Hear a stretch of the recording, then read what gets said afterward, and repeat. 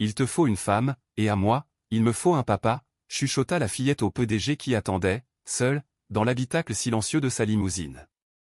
C'était un dimanche matin, l'air était immobile dans une petite rue de village où les marchands ambulants avaient déployé leurs stands précaires, un assemblage hétéroclite de tables pliantes, de parasols aux teintes fanées et d'ardoises où les prix étaient inscrits à la craie. Le vent transportait un parfum de maïs grillé, d'herbes aromatiques et de cannelle qui se mêlaient en une senteur douce et réconfortante.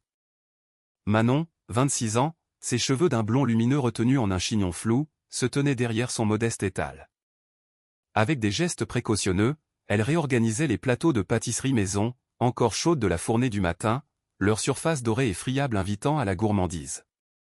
Sa fille de 3 ans, Léa, était assise à ses pieds sur une vieille couverture à carreaux, un lapin en peluche élimé dans les bras et un crayon de couleur à la mine brisé à la main. Le stand de Manon était l'incarnation de la modestie, une simple table pliante, une glacière usée pour les boissons fraîches et une petite pancarte peinte à la main proclamant « La boulangerie de maman, avec amour ». Manon portait un tablier pâli par les lavages et des baskets fatiguées, mais un sourire sincère, bien que marqué par la fatigue, illuminait son visage et accueillait chaleureusement les passants. De l'autre côté de la rue pavée, une limousine d'un noir profond s'était immobilisée sans un bruit. Sa carrosserie étincelante semblait déplacée dans ce décor simple et authentique, attirant inévitablement l'attention. Manon lui accorda à peine un regard, trop absorbée par la tâche d'emballer un pain au raisin pour une femme âgée, visiblement sans abri, qui s'était approchée avec un regard timide. « C'est un cadeau », dit Manon avec un sourire doux en plaçant la viennoiserie dans sa main. Une petite douceur pour une si belle journée. Pendant ce temps, Léa avait traversé la rue en sautillant sur les pavés, comme si elle jouait à la marelle. Alors qu'elle se baissait pour ramasser son lapin en peluche, elle perçut le son d'une voix masculine provenant de la vitre entr'ouverte de la limousine. Le ton était bas, empreint d'une légère impatience, celui d'une conversation téléphonique qu'on souhaite écourter. « Maman, je t'assure que je n'ai pas besoin d'un mariage arrangé. Je suis capable de trouver une épouse moi-même. Mais je ne veux pas d'une femme de magazine, qui ne sait que paraître dans les soirées mondaines. J'ai besoin de quelqu'un de vrai, qui voudra sincèrement faire partie de notre famille. » Léa inclina la tête, son lapin serré contre elle. Sans une once d'hésitation, elle s'approcha de la voiture, se mit sur la pointe des pieds et tapota la vitre teintée de ses petits doigts. Sa voix fut à peine un murmure, le ton d'une confidence. « Il te faut une femme, et à moi, il me faut un papa. » La vitre descendit de moitié. À l'intérieur, Léo Lecourt, 32 ans, sanglé dans un costume sombre parfaitement coupé, se figea. Le téléphone toujours à l'oreille, il avait cessé d'écouter son interlocutrice. Son regard était captivé par la petite fille aux yeux vifs, aux couettes indisciplinées et aux rubans de travers. Son regard glissa au-delà d'elle, traversa la rue et se posa sur Manon, accroupie pour offrir une tasse de thé à la vieille dame, lui touchant l'épaule dans un geste de pure gentillesse. Léo termina son appel sans un mot d'explication. Il contempla Léa un instant, puis sa mère. La fillette le fixait avec une intensité désarmante, ses grands yeux ne sillant pas. Elle ne souriait pas, elle venait d'énoncer un fait, une vérité simple et évidente pour elle. À l'école, tous ses camarades parlaient de leur père. Léa, jamais. Et voilà qu'un homme, qui semblait posséder tout ce que le monde pouvait offrir, venait d'avouer qu'il lui manquait la seule chose qu'elle-même désirait. « Je m'appelle Léa », ajouta-t-elle comme une évidence. « Et ma maman, elle fait les meilleurs biscuits de tout l'univers. » Léo sembla sortir d'un rêve. Lentement, il ouvrit la portière et sortit, ajustant ses boutons de manchette par pur réflexe. Le son de ses chaussures sur les pavés était net et assuré, attirant l'attention des alentours. Léa ne détourna pas le regard. Pour la première fois depuis une éternité, Léo Lecourt fit une pause dans sa vie réglée au millimètre.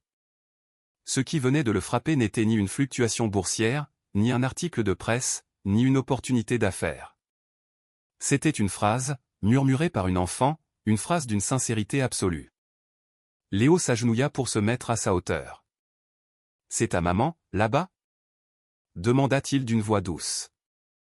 Léa acquiesça en pointant du doigt. « Oui, c'est elle. Elle s'appelle Manon, et elle est super jolie, tu ne trouves pas ?» Léo la regarda à nouveau, plus attentivement cette fois. Manon tourna la tête au même instant. Leurs regards se croisèrent, le sien, interrogateur hélas, le sien à elle, couvert de traces de farine, immédiatement méfiant. Pourtant, Léo sourit, un vrai sourire, le premier de la journée. Un sourire qui n'était ni une arme de séduction ni un outil de communication, mais une réaction spontanée et irrésistible. Et pour la première fois depuis des lustres, Léo Lecourt agit sans réfléchir aux conséquences. Manon s'essuya les mains sur son tablier tandis qu'il s'avançait vers elle. L'homme de la limousine se tenait maintenant devant son étal, son costume impeccable tranchant radicalement avec la table usée et la nappe en vinyle. Il lui offrit un sourire courtois. « Vous devez être Manon. Je suis Léo Lecourt. » Elle se redressa, adoptant une posture plus formelle. « Léa n'aurait pas dû vous importuner. »« Je m'excuse. » »« Elle ne m'a pas importuné du tout, » assura-t-il, son regard se posant sur Léa qui dessinait à la craie sur le sol. « En réalité, elle m'a donné matière à réflexion. » Manon croisa les bras sur sa poitrine. « Sur quel sujet ?» Léo la regarda droit dans les yeux. « Demain, j'ai une réception familiale pour l'anniversaire de ma grand-mère. C'est un événement très formel, et la tradition veut que je vienne accompagner. » Manon le fixa, perplexe. « Je sais que ma proposition est pour le moins cavalière, mais j'aimerais vous proposer un marché. Un arrangement d'un jour. » D'une voix égale, Léo expliqua, « Jouez le rôle de ma compagne. Venez avec moi à cette fête. C'est tout. » Elle le dévisagea, incrédule. « C'est une blague. » Pas le moins du monde. Vous voulez que je joue la comédie? Que je me fasse passer pour votre petite amie dans une fête de luxe? Il acquiesça d'un signe de tête. Manon eut un petit rire méprisant. Regardez-moi. Ai-je l'air d'une femme qui fréquente les réceptions dans les châteaux? Vous avez l'air d'une femme authentique, qui ne se laisserait pas impressionner par une assemblée de snobs. Le genre de personne que ma grand-mère adorerait. Sa voix avait gagné en conviction. Je ne fais pas ce genre de choses. Je ne suis pas alloué. J'ai une fille à élever et une dignité à préserver. Je n'en doute pas une seconde. Manon rangea un plateau vide avec un bruit sec. Écoutez, monsieur Lecourt, votre fortune m'est complètement égale. Quel que soit votre petit jeu, je n'en ferai pas partie. Léo resta imperturbable. Il glissa la main dans la poche de sa veste, en sortit une carte de visite et la déposa près d'un panier de viennoiseries. Au cas où vous changeriez d'avis. Mon numéro personnel est au dos. Sa voix était restée d'un calme olympien. Il fit un signe de tête à Léa. Passe une bonne journée, Léa, puis il tourna les talons et s'éloigna. Cette nuit-là, Manon était allongée dans son lit, les yeux rivés sur le plafond craquelé de son petit appartement. La toux de Léa résonnait doucement dans le studio. Le propriétaire était passé dans l'après-midi, frappant avec insistance, lui rappelant son loyer en retard. Dans le frigo, il ne restait qu'un reste de moutarde, 2 œufs et un fond de lait. Le radiateur fonctionnait par intermittence, et le froid de l'automne commençait à s'installer. Elle se leva, silencieuse, et ajusta la couverture sur le petit corps endormi de Léa. Puis elle s'assit au bord du lit et contempla la carte de visite de Léo sur sa table de nuit. Ses doigts effleurèrent le carton, hésitant longuement. Au petit matin, sa résolution était prise. Elle appela. Il décrocha dès la première sonnerie. C'est Manon. C'est d'accord. Pour une seule journée. Juste pour demain. Un silence surpris lui répondit. Parfait. Je vous fais livrer une robe. Non, l'interrompit-elle. Je mettrai ce que j'ai. Je ne viens pas pour jouer un rôle. Un autre silence. Entendu. Et Léa vient avec moi. Une pause plus longue. Puis la voix de Léo, plus douce, évidemment. Je ne fais pas ça pour l'argent, ajouta Manon, comme pour se convaincre elle-même. Je le fais parce que ma fille a besoin de manger, d'avoir un toit et des soins. Si les choses se passent mal, vous n'aurez pas à vous justifier. C'est noté. Mais j'avais besoin de le dire. La voix de Léo s'était encore adoucie. La voiture sera là à 11h. Merci, Manon. Elle raccrocha. Un peu plus tard, en faisant les tresses de Léa, Manon vit son reflet dans le miroir abîmé de la salle de bain. Son regard était lourd de fatigue, sa blouse un peu passée, mais une nouvelle détermination brillait dans ses yeux. Ce n'était ni le début d'un conte de fées, ni une capitulation. C'était un choix de mère. et elle affronterait la journée à venir avec ses propres forces. L'après-midi suivant, la limousine s'arrêta devant l'imposant portail en fer forgé du domaine Lecourt. Le château familial se dressait, majestueux et intimidant. Dans les jardins manucurés, des invités élégants déambulaient, une coupe de champagne à la main, échangeant des conversations à voix basse. Léo ajusta sa cravate et ouvrit lui-même la portière. Manon descendit, tenant la main de Léa. La petite portait une robe blanche toute simple, ornée d'un ruban. La robe de Manon était sobre et sans prétention, mais elle la portait avec une dignité naturelle qui la faisait ressortir, non par son faste, mais par sa simplicité au milieu de l'opulence. À leur approche, une vague de silence se propagea parmi les invités. Qui est-ce? La nouvelle amie de Léo. Et cet enfant? Ce n'est pas possible. Léo Lecourt avait osé venir avec une mère célibataire à l'anniversaire de Monique Lecourt. Manon sentit le poids de leurs regards curieux sur elle. Des murmures fusaient derrière les mains et les verres. Des regards insistants, des sourires condescendants, une incrédulité à peine voilée. Léa resserra sa prise sur la main de sa mère, sentant la tension ambiante. Elles n'étaient pas les bienvenues. Léo le sentit immédiatement. Il posa une main rassurante dans le dos de Manon. Un contact simple, mais qui fit taire les chuchotements les plus proches. Son message était silencieux mais clair, elle est avec moi. Mais l'atmosphère resta glaciale. La mère de Léo, Valérie Lecourt, s'approcha, grande, droite, vêtue d'un tailleur impeccable et d'un rang de perles. Elle s'arrêta devant eux, son visage une étude de neutralité.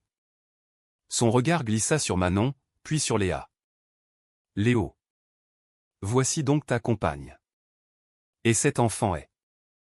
Je suis son invité pour la journée. Et voici ma fille, Léa, répondit Manon, la voix ferme, le menton haut. Je comprends. Valérie hocha la tête, un geste bref. Son regard était glacial. Se tournant vers Léo, elle lui glissa à l'oreille, « Est-ce bien sérieux, Léo? Qu'a-t-elle donc de si exceptionnel ?» Léo ne lui répondit pas, se contentant de garder sa main protectrice sur Manon. La fête battait son plein autour d'eux, mais Manon se sentait isolée.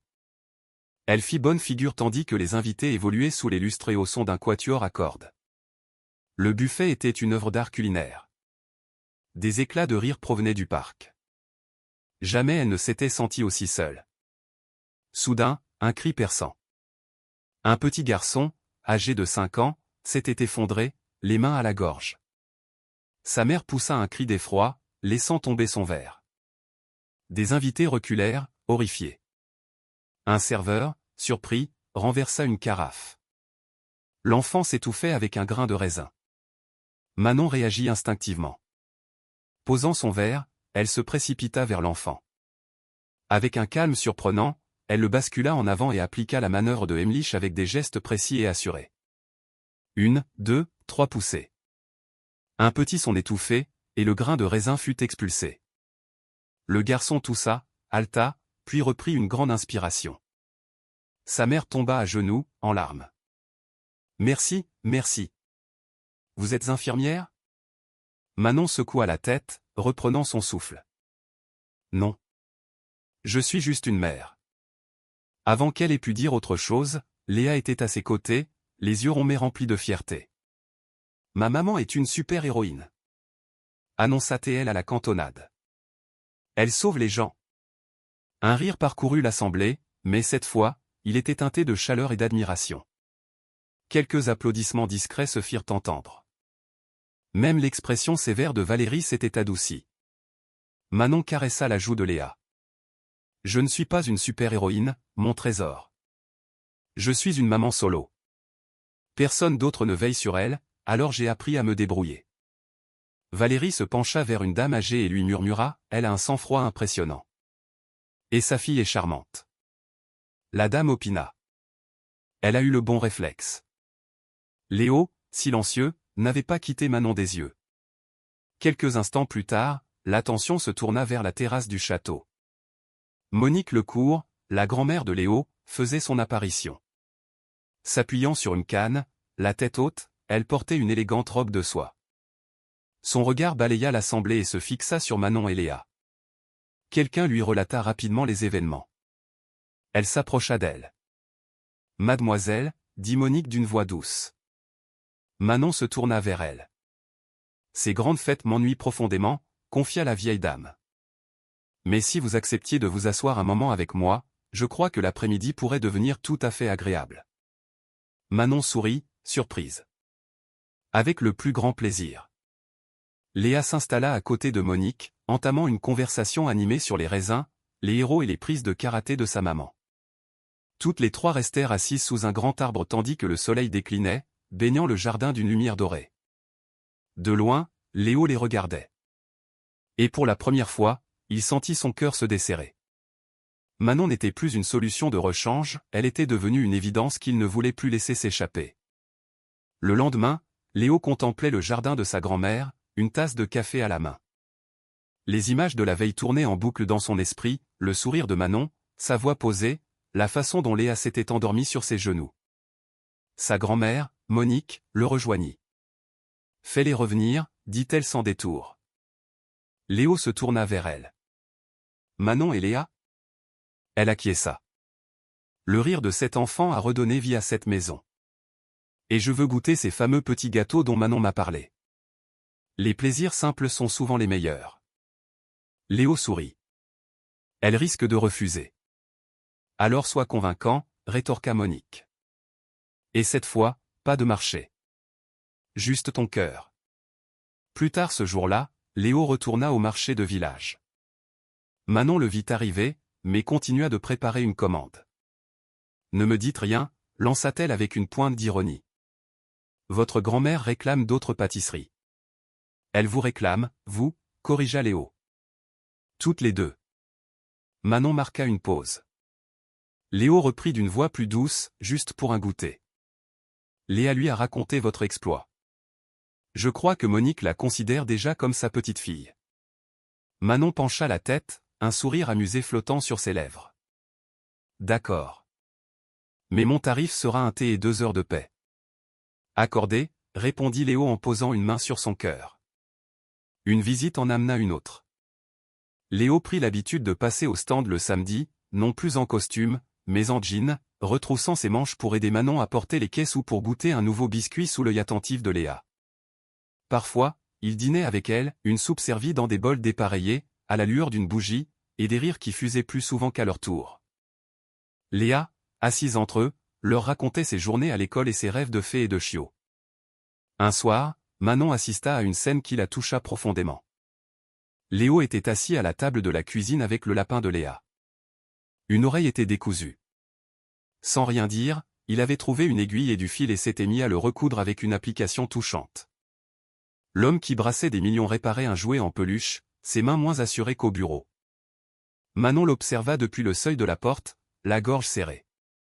Plus tard, en mettant Léa au lit, celle-ci lui murmura « Maman, je crois que Léo te regarde avec des yeux de dessin animé. » Manon fronça les sourcils. « Qu'est-ce que tu veux dire ? » Tu sais, comme le prince qui regarde la princesse et ses yeux font des étoiles. Manon rit doucement. « Tu regardes trop de films, toi. » Léa sourit. N'empêche que c'est vrai. Même quand tu ne le vois pas.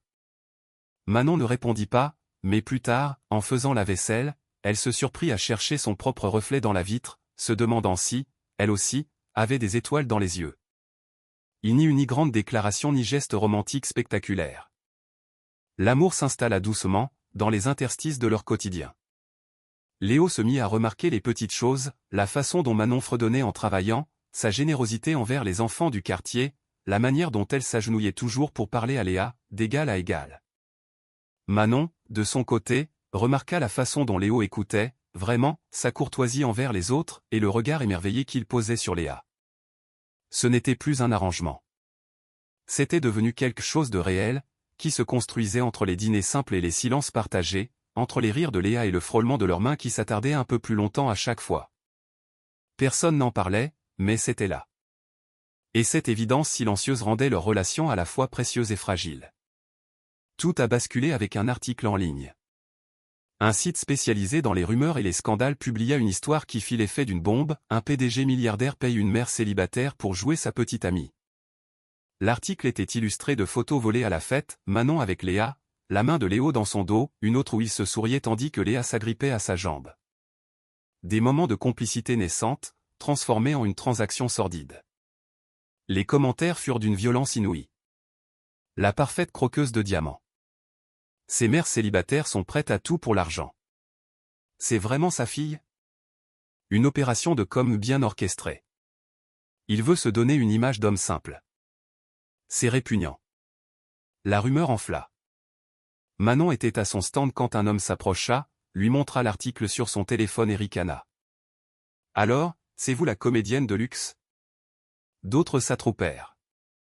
Les insultes fusèrent, fausses, profiteuses, honte. Quelqu'un jeta le contenu d'un gobelet sur son étal. La nappe fut souillée, les biscuits gâchés. Au milieu du tumulte, Léa se mit à crier. Manon la prit dans ses bras, le cœur battant la chamade, murmurant « ce n'est rien, et s'enfuit sous les colibets.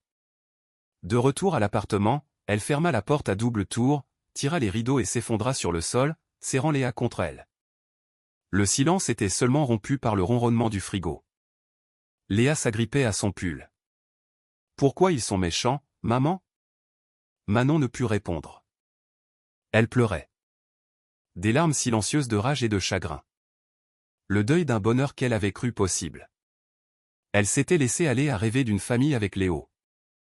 Elle repensa à leur dîner, à son sourire, à la chaleur de son regard. Mais pour le monde extérieur, elle n'était qu'un scandale. Une anecdote sordide. Elle prit son téléphone, les mains tremblantes. Le dernier message de Léo la remerciait pour le dîner. Le sien serait différent. Elle tapa, j'imagine qu'ils ont raison. J'aurais dû être plus prudente. Je n'ai pas ma place dans ton monde, Léo. Et je ne laisserai plus jamais Léa être mêlée à cette mascarade. Il n'y aura plus de marché. Plus jamais. Elle appuya sur envoyer. Pas de réponse immédiate. À l'autre bout de la ville, Léo lisait et relisait son message. Son cœur, qui avait réappris à battre, se contracta douloureusement. Il ferma son ordinateur, annula ses rendez-vous et erra dans son immense appartement. Sur la table de la cuisine, les 3 assiettes de la veille étaient encore là, la sienne, celle de Léa avec sa petite cuillère, et celle de Manon. Les pâtisseries qu'il avait achetées pour elle le matin même étaient encore dans leur boîte. L'appartement lui parut soudain immense et vide. Il s'assit, prit la petite cuillère de Léa dans sa main et la serra. Il avait cru pouvoir tout contrôler. Mais il était tombé amoureux. Et il venait de la perdre. Non pas parce qu'il l'avait renvoyée, mais parce qu'elle était partie avant qu'il ait eu le courage de lui avouer qu'il la voulait pour de vrai. La rue avait les mêmes couleurs, les mêmes odeurs, mais tout était différent. Manon était derrière son étal, ses gestes lents et mécaniques. Léa, assise près d'elle, ne chantonnait plus. Elle serrait son lapin et observait sa mère. « Est-ce que Léo est en colère ?» demanda-t-elle. « Pourquoi il ne vient plus nous voir ?» Manon s'accroupit à côté d'elle. « Non, mon cœur. Il n'est pas en colère. C'est juste que c'est compliqué pour les grands. Il ne nous aime plus. » Ce n'était pas une question, mais une conclusion. Manon la serra fort. « Si, il nous aime. Mais parfois, les adultes font des bêtises. Ce n'est jamais de ta faute. » Léa hocha la tête, mais le cœur n'y était pas. De son côté, Léo regardait la ville depuis son bureau. Sur un coin de sa table, le petit lapin en peluche que Léa avait oublié. Il voulait le lui rapporter, mais n'osait pas. Les affaires continuaient, mais il était ailleurs. À 2 reprises, il était passé en voiture devant l'étal de Manon, l'observant de loin, devinant son sourire triste et sa lassitude. Il lui manquait terriblement. Pas la femme qu'il avait voulu engager, mais la vraie Manon, et le rire de Léa. Ce soir-là, Monique le fit appeler. « Je suis vieille, Léo, lui dit-elle, et j'ai appris à reconnaître ce qui est vrai de ce qui ne l'est pas. Quand cette jeune femme est venue à ma fête, je savais que ce n'était pas ta petite amie. Mais j'ai aussi vu autre chose. J'ai vu comment tu la regardais. Et surtout, comment tu regardais sa fille. Ne laisse pas ta fierté gâcher la vie de cet enfant. Et ne laisse pas Manon croire qu'elle n'a été qu'un accessoire dans ta vie.